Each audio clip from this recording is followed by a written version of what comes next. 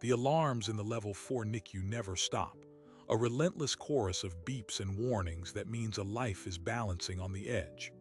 But tonight, a different sound cut through the din, the raw, desperate screams of two newborns, clutched in the arms of one of the wealthiest and most powerless men in Seoul. The man is Kim Jun-ho, a self-made tech billionaire whose fortune can't silence the cries of the twin sons he just inherited. The woman is nurse Amara Johnson, whose hands hold a calming magic statistics can't explain. This is the story of two strangers, from opposite ends of every spectrum, brought together by a crisis money can't solve. And the impossible question: what happens when the only person who can save your children is someone you were never supposed to meet? Kim Jun-ho's empire was built on cold, flawless logic, algorithms that predicted market trends and robotics that assembled smartphones with nanometer precision. But logic offered no subroutine for grief. The call came at 3:17 in the morning Seoul time. His younger sister, Soo-min, and her husband had been driving home from a dinner in Busan. A truck, a wet road, a physics equation with only one brutal outcome. In the devastating silence that followed, a single, staggering detail emerged. Their 1-month-old twin boys, Min-jun and Seo-jun, had been with a nanny at home. They were now orphans, and Jun-ho, the reclusive bachelor whose life was board meetings and patent filings, was named their sole guardian. The will was explicit. There was no other family considered suitable. Jun-ho was 34, worth an estimated $11.5 billion, and utterly unprepared for fatherhood. He flew to Busan on his private jet, a Gulfstream G700 filled with aides but devoid of any answer to the question haunting him: what does a baby need? The twins were handed to him in the sterile conference room of a law firm. They were tiny, fragile creatures swaddled in blue, their faces scrunched in sleep. He held one in each arm, their weight negligible yet immeasurably heavy. His chief of security, a former Special Forces officer named Park, shifted uncomfortably. The corporate lawyers averted their eyes. In that moment, Jun-ho understood his fortune was meaningless. He could buy a hospital, but he couldn't buy the instinct to comfort a child. The first night in his Seoul penthouse was a descent into chaos.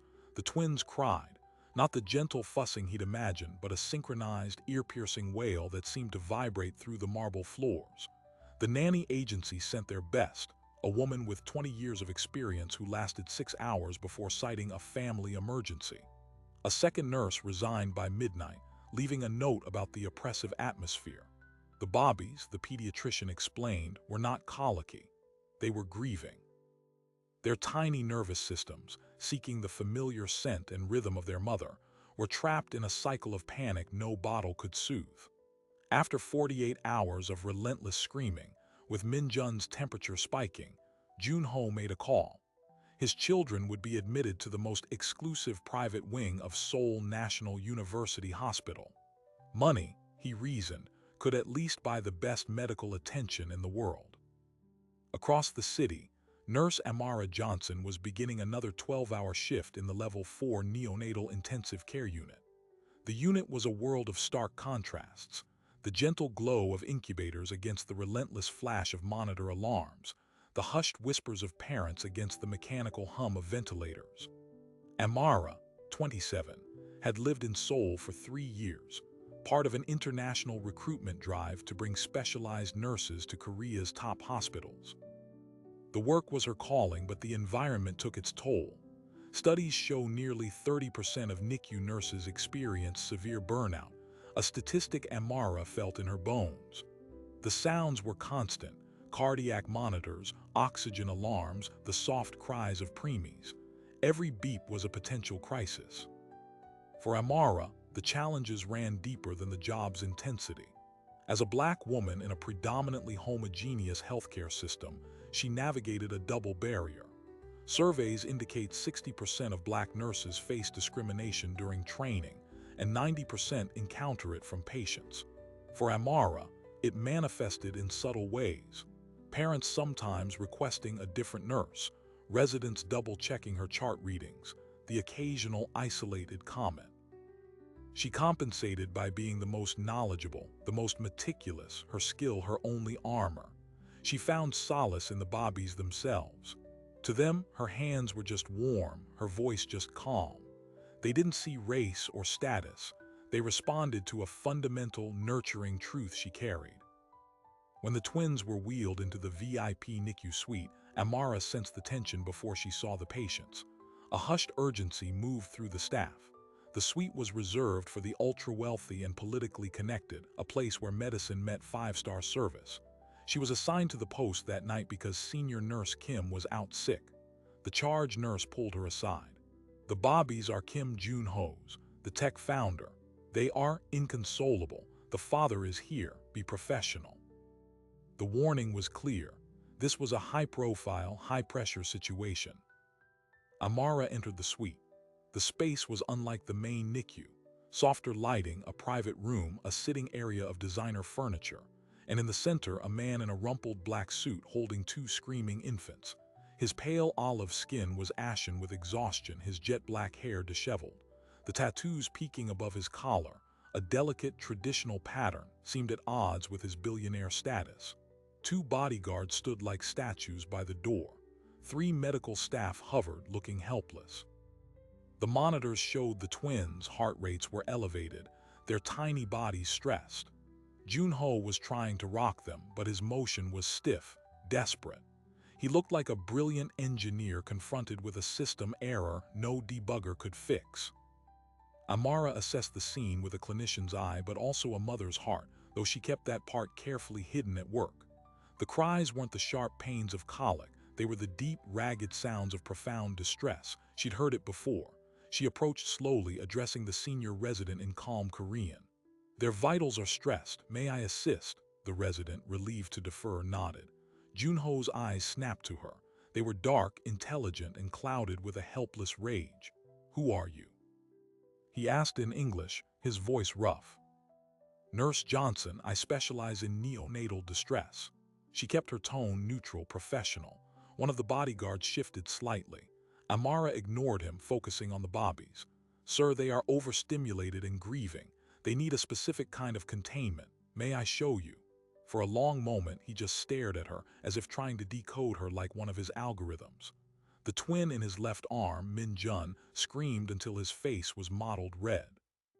Finally, Jun-ho gave a single, curt nod. It was less permission and more surrender. Amara moved with efficient grace.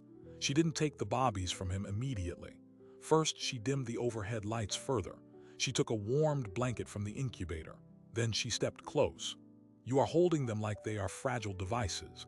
They are hearts that are broken. Hold them like this."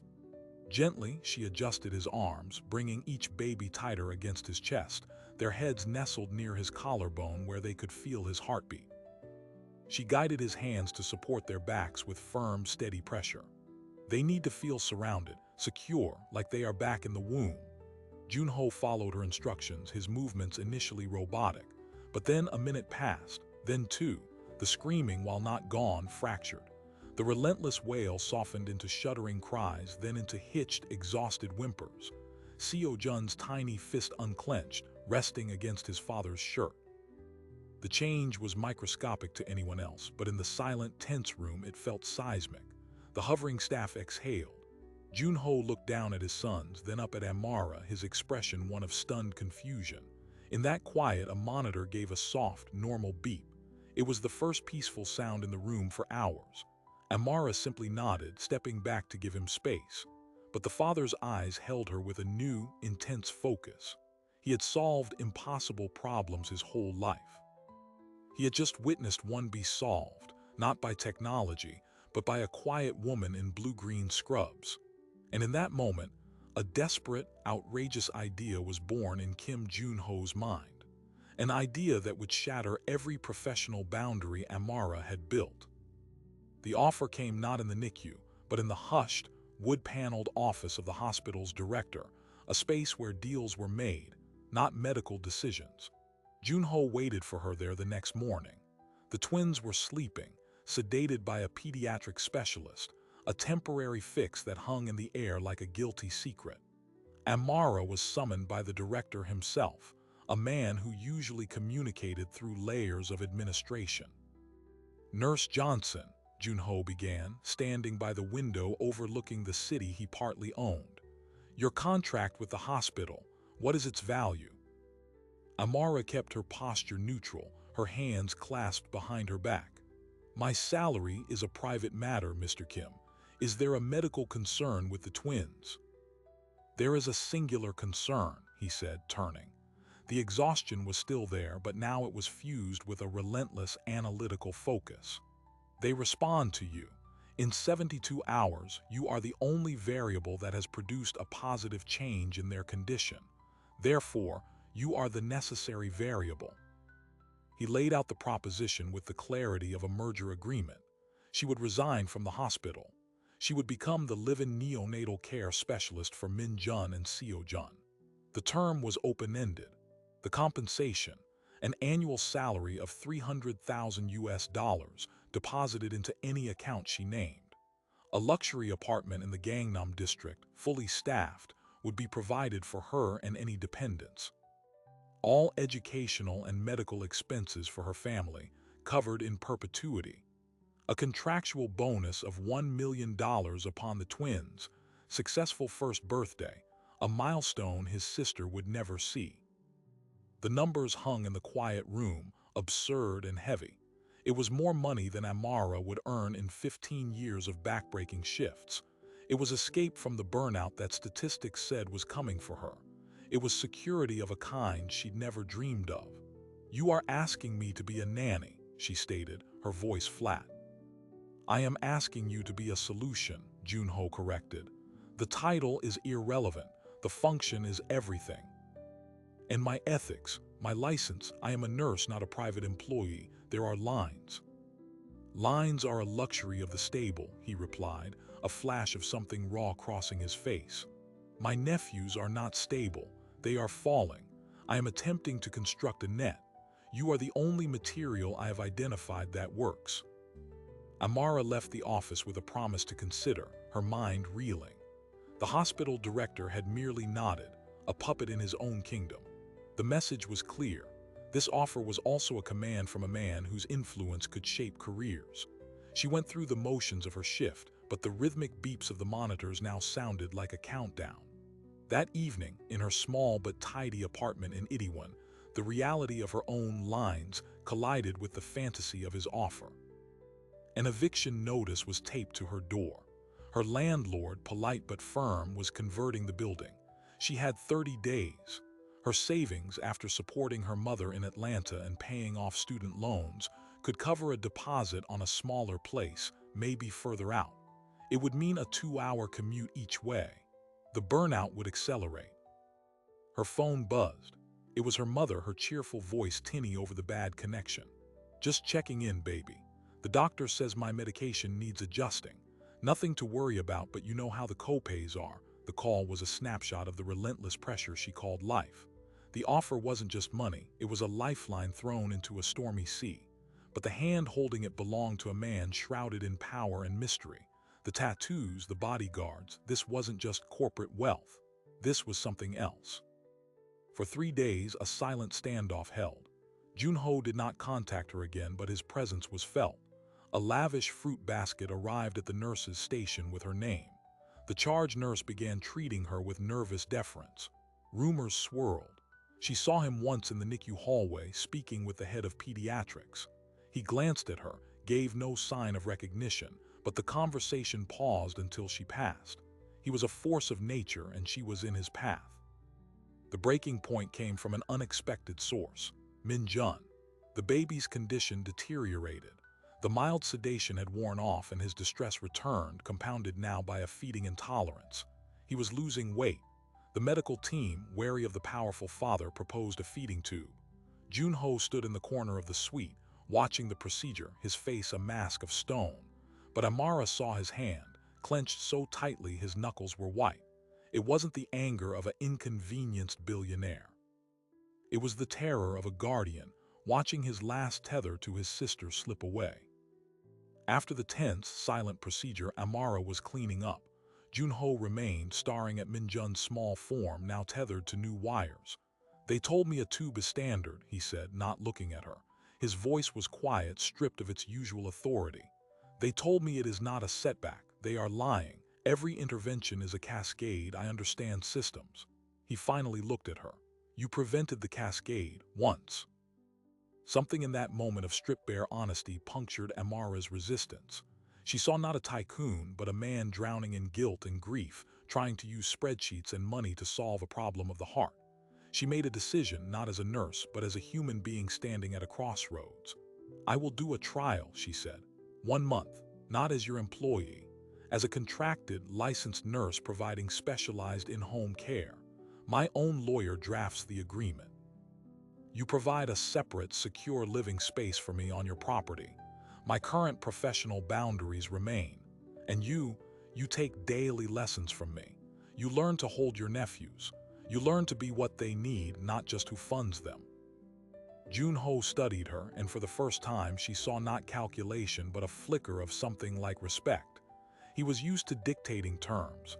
She had just negotiated new ones from a position of perceived weakness. He nodded once. 1 month, your terms. The whirlwind that followed was disorienting.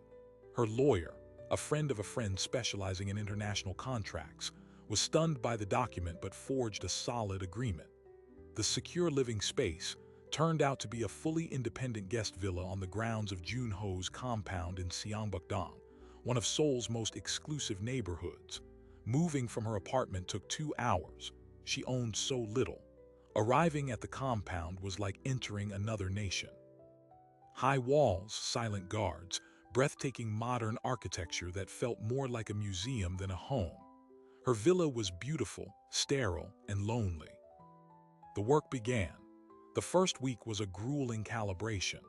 Amara established a strict regimen for the twins' specific feeding times, bathing techniques, therapeutic holds that mimicked the maternal embrace.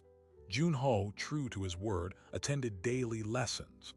He was an impatient, brilliant student.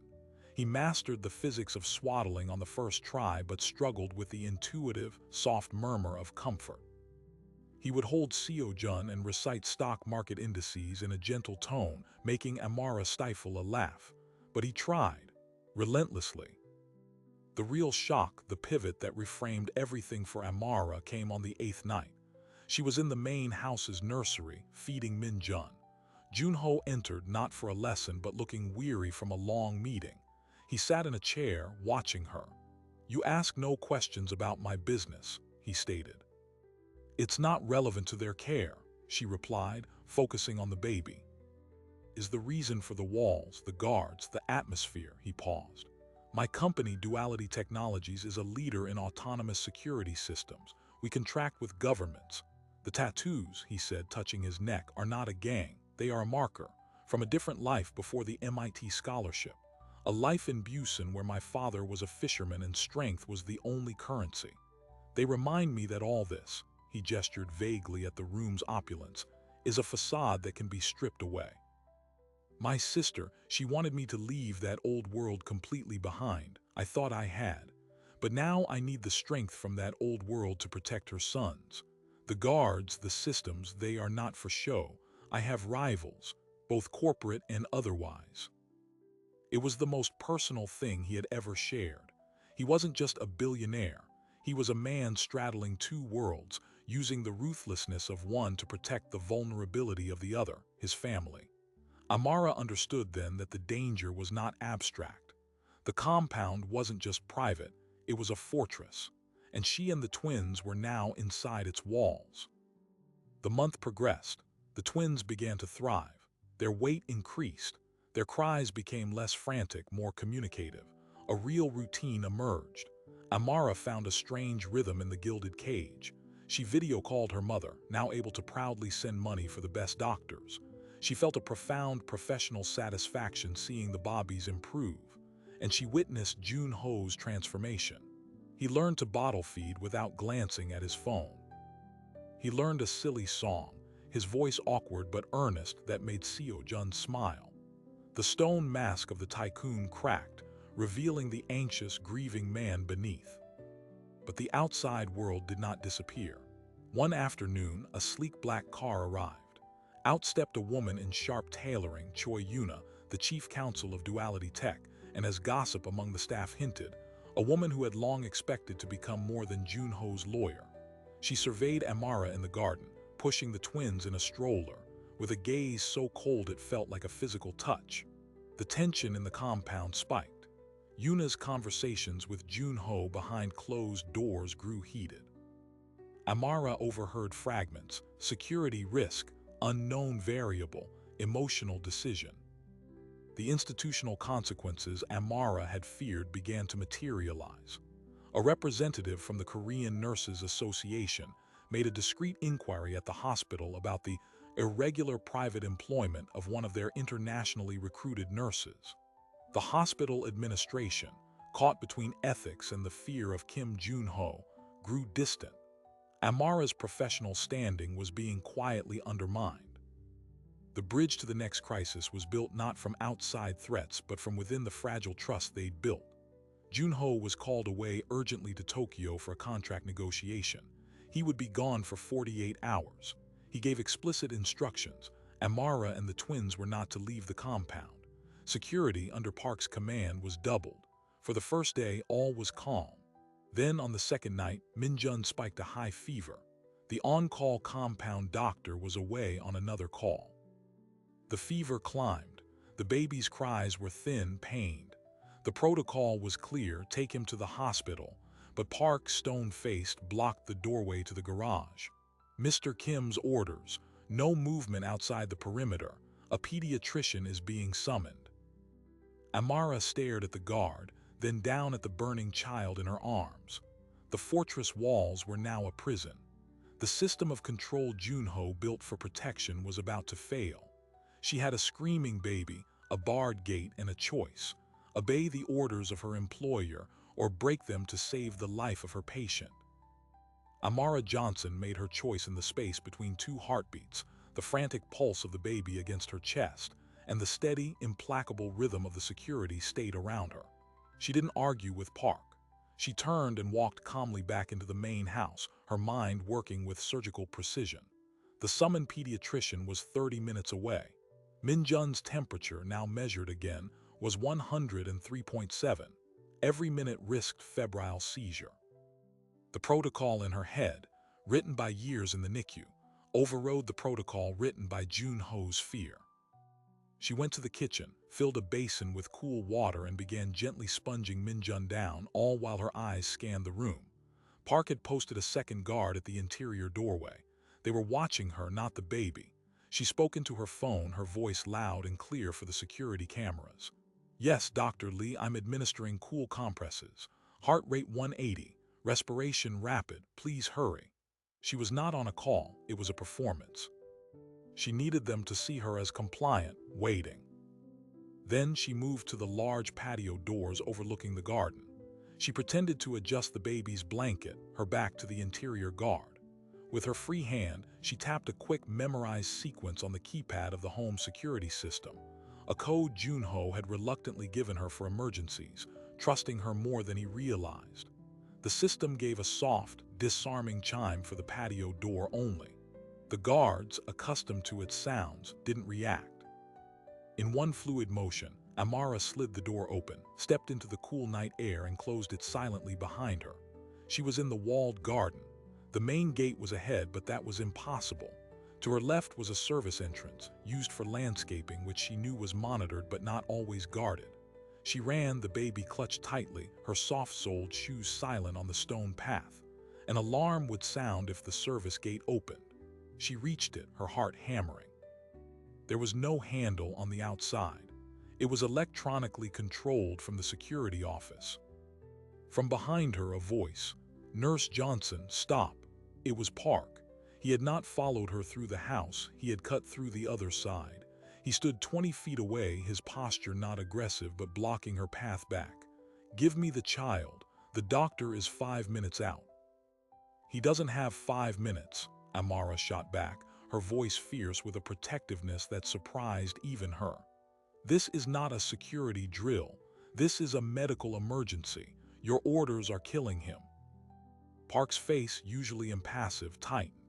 He was a man caught between the absolute command of his employer and the undeniable truth before him, a sick, crying infant. He looked at Min-jun's flushed face. He had a daughter of his own. Amara saw the conflict and she pushed. "You can shoot me or you can help me. But if you stop me and this baby has a seizure or worse, that will be on your conscience, not Mr. Kim's orders. Which man do you want to be?" A second stretched into eternity. Then Park moved, not toward her but to the service gate's keypad. He punched in a code. The lock buzzed. "My car is around the side. Go. I will clear the route." The next 15 minutes were a blur of speed and surreal coordination. Park drove, radioing ahead to the hospital that Mr. Kim's nephew was inbound, a medical emergency requiring immediate VIP admittance and total discretion. He used Junho's name like a skeleton key, unlocking a path through the nighttime Seoul traffic. Amara sat in the back, holding Min-jun, continuing her cooling efforts. In the rearview mirror, she saw Park's grim expression. He had just bet his career, maybe his life, on her judgment. At the hospital, the machinery of wealth and influence whirred to life. Min-jun was rushed into an examination room. The diagnosis was swift, a severe urinary tract infection, likely brewing for days. It was treatable with intravenous antibiotics, but had they waited, it could have caused kidney damage or sepsis. As the medical team worked, Amara stood in the corner, suddenly aware of her position. She had broken the single most important rule. She had left the compound. The consequences would be biblical.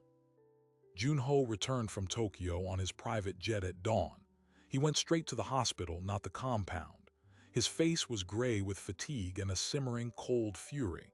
He spoke first to the doctors, then to Park in a hushed, intense conversation outside the room. Amara braced herself. Finally, he entered the room where she sat beside Min-jun's crib. The baby was sleeping, an IV in his tiny hand. Junho didn't look at her. He looked at his nephew. After a full minute of silence, he spoke. "You disobeyed a direct security order." "I followed a higher medical order," Amara replied, her voice steady though her hands trembled. "You exposed him, you exposed yourself. The route, the hospital, it created a vulnerability. My enemies could have tracked that. Your security protocols almost killed him," Amara fired back, the stress of the night cracking her professional composure. "Your system is flawed. It protects against bullets but not bacteria. It sees threats in shadows and misses the fever in the crib." He turned to her then, and the fury in his eyes was terrifying. "You have no concept of the threats in the shadows. This is not a game. You think I enjoy these walls. You think I want this life for them." He gestured violently at the baby. "Every decision I make is to keep them safe from a world that would use them to get to me. And you, in your righteous ignorance, opened a door." "I saved his life." Amara stood now, matching his intensity.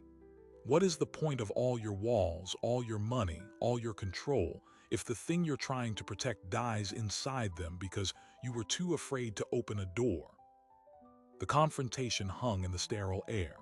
It was the core conflict laid bare, his world of control versus her world of care, his fear of external annihilation versus her fear of internal decay.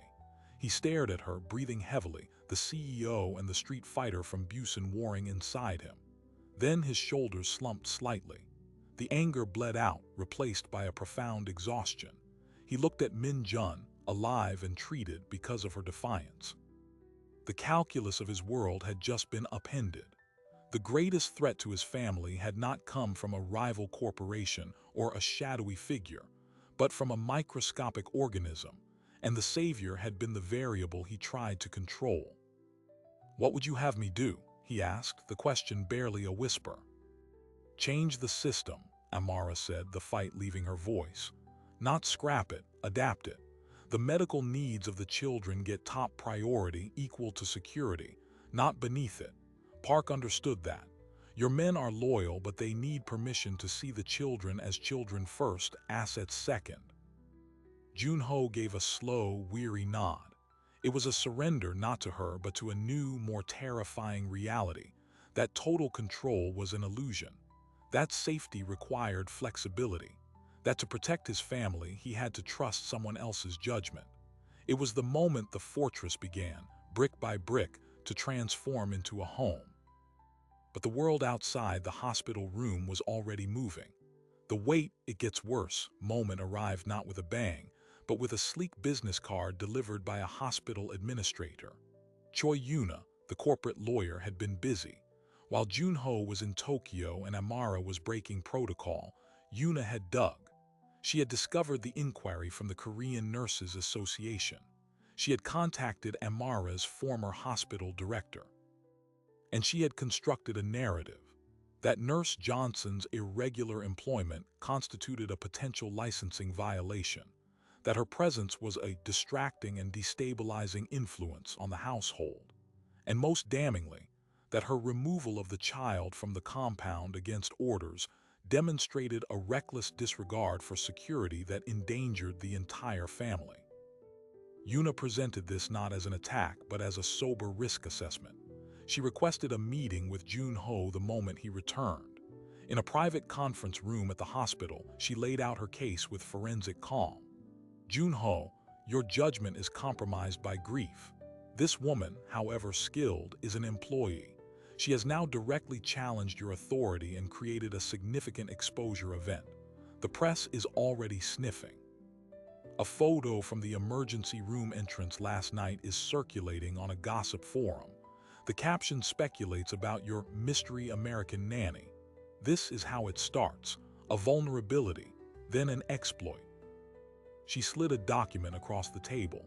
It was a termination agreement for Amara with a generous 6-month severance package and a prepared statement about the end of a short-term specialized consulting arrangement. You hired her as a solution to a temporary crisis. The crisis is stabilizing. The logical next step is to transition to a vetted, professional agency with proper protocols. This is the safe play, the smart play. Junho looked at the document, then at Yuna. He understood the subtext. This was about more than Amara. Yuna saw Amara's influence, her success asterisk, as a threat to her own position, to the ordered corporate world she helped him maintain. Firing Amara would be a return to the cold, predictable logic of his old life. It was the easy choice, the safe choice by the old definitions of safe. He left the meeting without signing, but the machinery Yuna had set in motion was turning. The next morning, a formal letter arrived at the compound from the Nursing Association, requesting a meeting with Amara to clarify her employment status. Her professional reputation, her very license to work in Korea, was now under threat. The institutional consequence she feared was no longer a possibility. It was a hammer about to fall. Amara received the news with a strange calm. She had expected something like this. She packed a small bag. She would go to the meeting, she decided. She would explain her actions, and if they revoked her license, so be it. She had saved a life. That was the oath she'd taken. She went to the nursery to say a quiet goodbye to the twins, believing it was for the last time.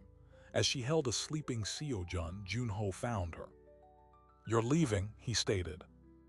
"My presence is causing more problems than I solve," she said, not looking at him. "Yuna is right. I'm a vulnerability. I don't belong in this world." "What world do you belong in, Amara?"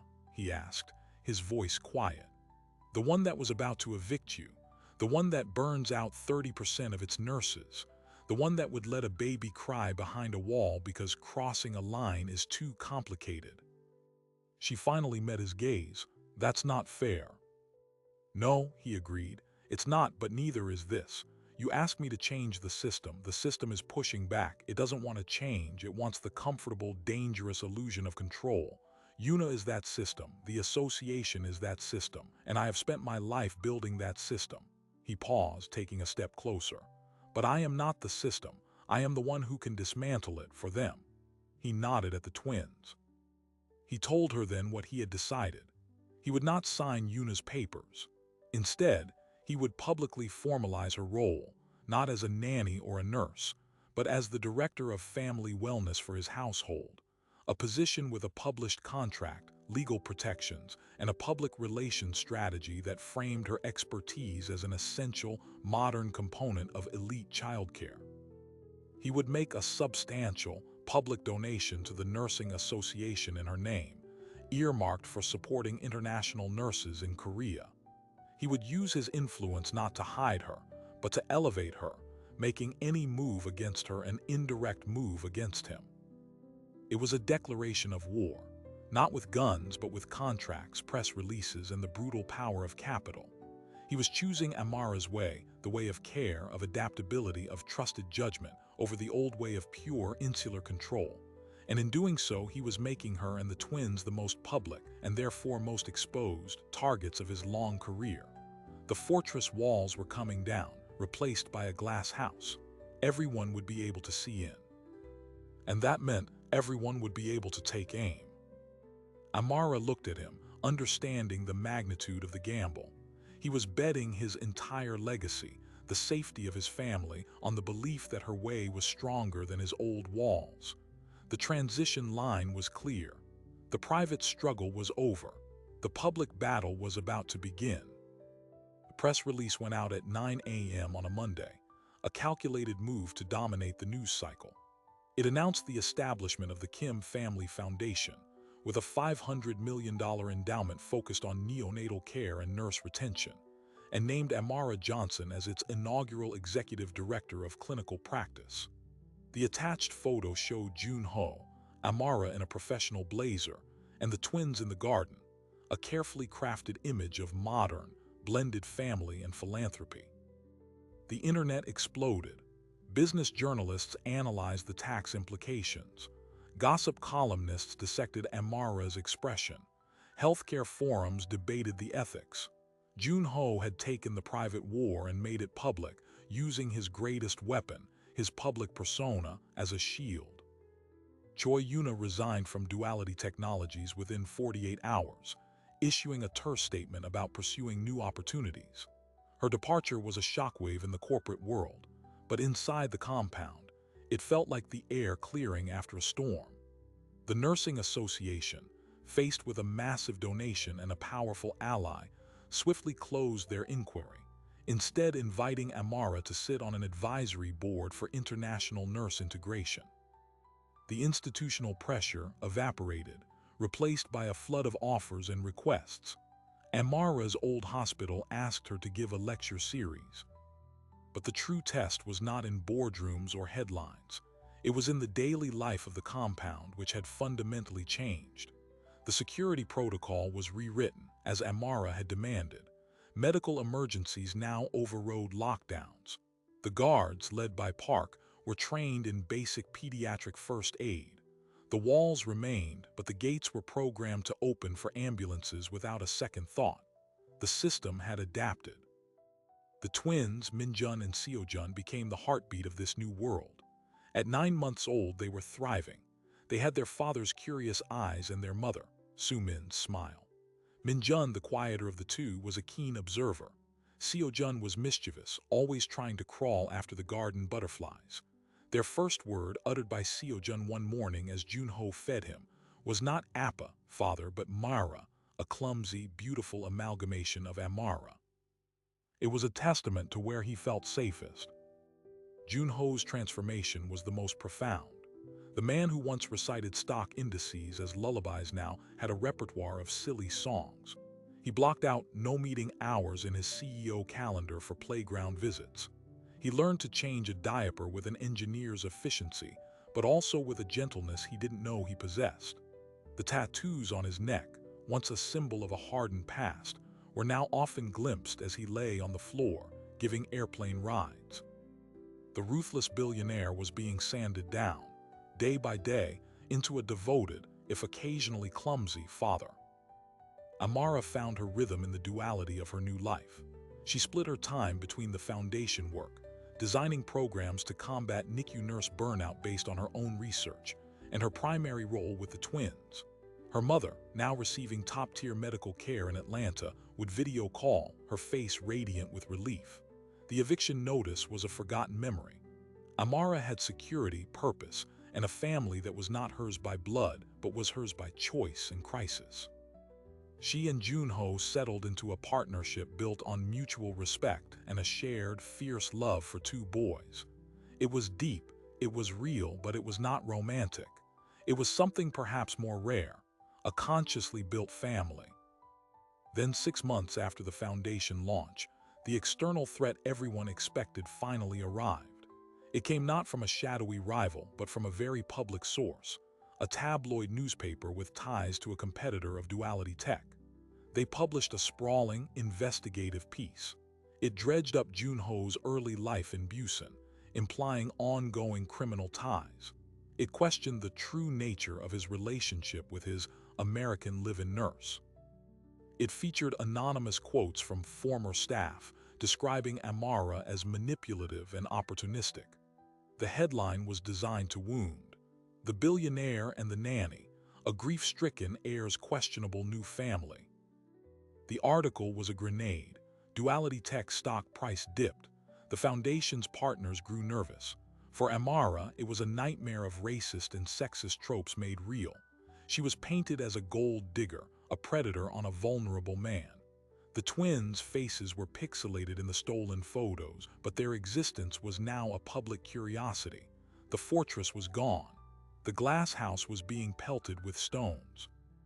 Junho's initial reaction was cold corporate fury.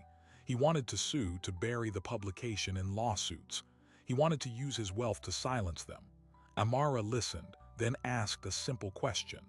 Will that make the twins feel safe, or will it just be another war they live inside? She proposed a different path. Instead of suing, they would invite. They agreed to a single televised interview with a respected journalist, not to defend but to define. They would control the narrative by being transparent on their own terms. Junho hated the idea. Vulnerability was his oldest enemy, but he looked at Amara and then at his sons and agreed.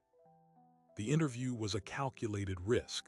They sat together in the compound's living room, the twins playing in the background.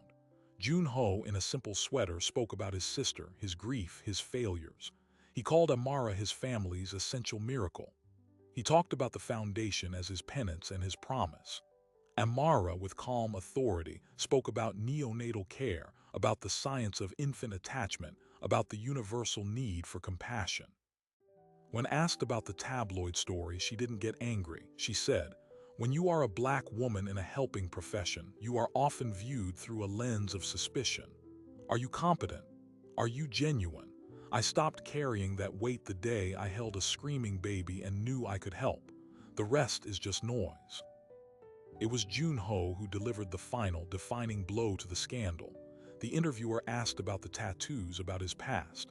Junho rolled up his sleeves, showing the intricate ink. "This is a map of where I came from, a reminder that I built everything from nothing. But my sons, they are my compass for where I am going. I am not trying to hide my past. I am using everything it taught me to protect their future. And that future includes Nurse Johnson. Full stop." The interview aired. The public reaction shifted overnight. The story was no longer a salacious scandal, but a human one. About grief, about redemption, about the unconventional families we build to survive. Duality Tech stock recovered. Donations to the foundation surged. The tabloid, outmaneuvered, moved on to its next target. In the quiet after the storm, a new normal crystallized. A year after Amara first walked into the NICU suite, they held a small birthday party for the twins in the compound garden. It was a simple affair. Just them, a few trusted staff, Park and his daughter. As the twins smashed cake into their hair, laughing, Junho handed Amara a small, flat box. Inside was not jewelry, but a legal document. It was a petition for her to become the twins' legal godmother and co-guardian, a position recognized by Korean family courts. It gave her equal legal standing in all decisions about their health, education, and welfare, irrevocable even if her employment ended. It was the ultimate sign of trust, a binding of their fates not by a paycheck, but by law and love. "This is your family too," Junho said, his voice thick. "However long you want it to be." Amara looked at the document, then at the two cake-covered boys she had helped save, and at the man who had rebuilt his life around them. She signed it without hesitation. The final surprising detail emerged not from them, but from an external audit of the Kim Family Foundation a year later. The foundation's nurse retention programs, designed by Amara, had already reduced reported burnout rates in 3 pilot NICUs by over 40%. A major medical journal published the preliminary findings, crediting the Johnson Protocol. Her name was now attached to a potential systemic change in neonatal care, a legacy far beyond one family's story. The nurse who was once an unknown variable was now shaping the future of her profession. As the twins grew, the compound in Seongbukdong became less of a fortress and more of a home. The alarms that once signified lockdowns were now mostly just the sounds of Bobby's becoming boys. The story that began with desperate screams in a sterile NICU had resolved into the messy, joyful, complicated sound of a family that had chosen itself. The billionaire had learned that his greatest investment wasn't in technology, but in trust. The nurse had learned that sometimes the biggest risk leads to the most solid ground. And 2 little boys, who started life with a tragedy, would grow up knowing they were loved by a father who fought his own nature for them, and a guardian whose hands had held them steady when their world fell apart. The Johnson Protocol, now being studied in medical journals, represents something far more profound than a set of clinical guidelines. It is the institutionalization of a radical, simple idea that sometimes the most advanced technology in a hospital room is not the monitor, but the human heart. That the cure for systemic burnout might be found not in better scheduling software, but in recognizing the profound emotional labor that nurses, especially those from marginalized backgrounds, perform every day. Amara Johnson entered that VIP NICU suite as a statistical probability, one of the nearly 30% of nurses facing burnout. She leaves this story as the author of a new statistic, 40% reduction in that very burnout, because she insisted that care be seen as central to security, that compassion be quantified as critical infrastructure. This story began with a sound, the desperate, universal cry of a child that no amount of money could silence. It ends with a different sound, the laughter of 2 healthy boys, and the quiet hum of a foundation funding research that will help countless other children and the nurses who guard their fragile beginnings. Kim Jun-ho set out to build a fortress to protect his family from the world's chaos. What he discovered was that the strongest protection wasn't a higher wall, but a wider circle of trust. His journey from a grief-stricken guardian reciting stock indices to a father singing off-key lullabies is a map of a different kind of transformation. One where vulnerability, not control, became the ultimate strength. So what are we left with? After the headlines fade and the foundation's reports are filed, we are left with a lingering question that challenges our own assumptions. In a world increasingly sorted by algorithms, wealth, and fear, where do we draw the lines around our own families? And are we brave enough to redraw them when a stranger's kindness offers a better shape? The story of the billionaire and the nurse reminds us that the most powerful networks are not digital, but human. That the most valuable mergers are not corporate, but emotional. That a family can be an act of conscious construction, built from the rubble of loss, across chasms of culture and class, cemented not by blood but by choice and unwavering care. This is Soul Africa Stories. We bring you narratives that cross borders and break barriers, stories that find the universal human thread in the most specific of circumstances. If this story moved you, if it made you think about the unexpected connections in your own life, please take a second to subscribe. Your subscription helps this channel grow and allows us to keep sharing these powerful, real-life documentaries from Seoul to Lagos, from Johannesburg to Atlanta, and everywhere in between. Let us know in the comments where you're watching from. We love seeing our global community come together. Thank you for watching. Remember, sometimes the person you never expected to meet is the one who teaches you how to rebuild your world.